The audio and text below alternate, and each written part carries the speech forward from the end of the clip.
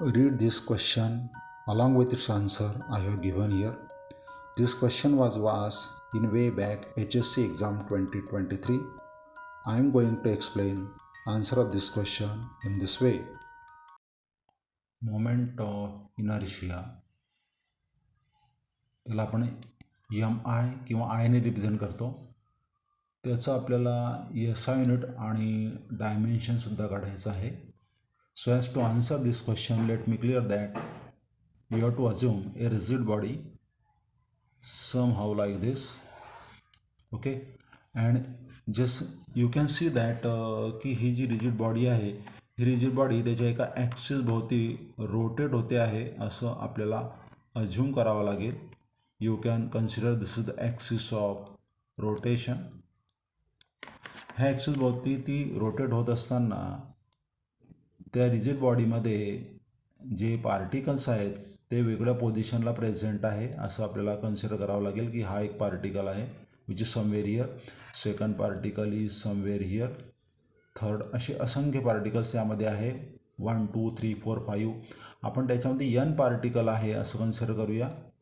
हे सर्व जे पार्टिकल्स आहेत हे सर्व पार्टिकल्स ह्या ॲक्सिसपासून एका विशिष्ट अंतरावरती आहे. पहिल्या पार्टिकलचं आपण डिस्टन्स घेऊया, दुसऱ्या पार्टिकलचं distance. All this distance should be measure from the axis of rotation. आता नंतर काय करायचं आहे की प्रत्येक जो पार्टिकल आहे त्या प्रत्येक पार्टिकलला मास आहे. म्हणजे पहिल्या पार्टिकलचं मास मी m1 कन्सिडर करतो, दुसरा पार्टिकल हॅविंग मास m2, नंतर m3 will be the mass of third particle and m4 m5 m6. अशा पद्धतीने शेवटचा जो पार्टिकल आपण एन पार्टिकल म्हटलेला आहे तर त्यामध्ये शेवटच्या पार्टिकलचं मास mn. काय करायचं आहे की जेव्हा ही रिजिड बॉडी रोटेशन मोशनमध्ये असते आणि पहिल्या पार्टिकलचं डिस्टन्स जर का तुम्ही r1 कन्सिडर केलेला असेल तर दुसऱ्याचं तुम्ही r2 r3 हे जे अंतर आहे, जे डिस्टन्स आहे हे तुम्ही असं रिप्रेझेंट करू शकतात आणि शेवटचा rl. ओके, पहिला जो पार्टिकल आहे ह्या पहिल्या पार्टिकलचं तुम्हाला मास कन्सिडर करावं लागेल. Let me write that mass somewhere here m, आणि तो 1 आहे म्हणून m1, आणि त्याचा जो प्रॉडक्ट आहे हा त्याचा जो स्क्वेअर r1च्या स्क्वेअर बरोबर तुम्हाला घ्यावा लागेल. तसंच दुसरा पार्टिकल त्याचा मास m2, त्याचा डिस्टन्स r2, त्याचा स्क्वेअर घ्यावा लागेल, त्याचा प्रॉडक्ट घ्यावा लागेल. ओके, तिसरा particle m3, its distance r3 square along with its product.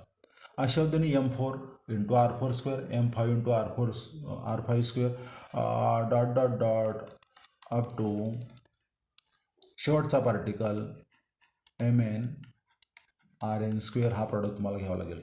Taking all this products, हा पहिला प्रॉडक्ट प्लस हा दुसरा product in addition with the third one, या प्रत्येक प्रॉडक्टची तुम्हाला ॲडिशन घ्यावी लागेल. आता ॲडिशन म्हणण्यापेक्षा मी त्याला समेशन म्हणेल. म्हणजे तुम्ही ही जी समेशन केल्यानंतर तुम्हाला जे फायनल आन्सर मिळणार आहे यावरून that is nothing but the moment of inertia I और मी से एम आय. म्हणजे मी मोमेंट ऑफ इनर्शिया जर का समराईज करायचं जर असेल, moment of inertia equal to, आता ही जी सम आहे ना, you can see that this sum, ही सम आहे, ही बेरीज आहे सर्व पूर्णपणे. ॲडिशन आहे ही कोणाची ॲडिशन आहे? ही प्रॉडक्टची ॲडिशन आहे. म्हणजे मी असं करतो त्यासाठी रिप्रेझेंटेशन समराईज करतो, एक सिम्बॉल काढतो, सम ऑफ. कशाचा सम आहे ती? तर प्रॉडक्टचा. कोणाचा प्रॉडक्ट आहे? मास. तो प्रत्येक particle m1 m2 m3 m4 असा प्रत्येक आता येतं म्हणून मी ते mi लिहितो, आणि त्याचंच डिस्टन्स ri फ्रॉम ॲक्सिस याचा मी स्क्वेअर घेतो. याला म्हणेल मी moment of inertia of the rigid body. म्हणजे फायनल डेफिनेशन मी कशी करेल? Moment of inertia defined as sum of product of mass of each particle and its square of distance from the axis of rotation. This is how you can obtain moment of inertia of a rigid body. आता ही जी moment of inertia, once you obtain that rigid बॉडीचा moment of inertia, तर त्याचा S I unit मला काढायचा आहे. तर एस आय युनिट काढताना काय करणार? तर हे जे मास आहे ह्या मासचं एस आय युनिट तुम्हाला माहिती मिळेल, that is nothing but kilogram. मग मी ते एस आय युनिट किलोग्रॅम लिहितो, kg. आणि नंतर हा डिस्टन्स आहे, डिस्टन्सचा स्क्वेअर, डिस्टन्स म्हणजे लेंथ, लेंथ ही मीटरमध्ये मोजत होतो, म्हणजे याचा अर्थ kg into metre square will be the SI unit of the moment of inertia. Okay.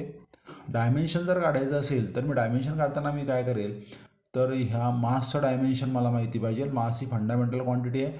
Already त्याचं जे डायमेन्शन आहे ते m⁻1 आहे आपल्याला माहिती आहे. आणि हा डिस्टन्स आहे, हे डिस्टन्स आहे.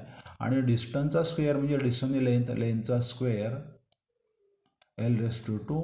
इथे टायमाचा काही संबंध नाही आहे, t⁻0. हे सर्व तुम्ही स्क्वेअर ब्रॅकेटमध्ये लिहिणार. This is how you can see that the dimension of the moment of inertia. So finally, I can say that moment of inertia defined as sum of product of mass of each particle and its square of distance from the axis of rotation, SI unit kilogram meter square, and dimension is m1 l2 t⁻0. Thank you.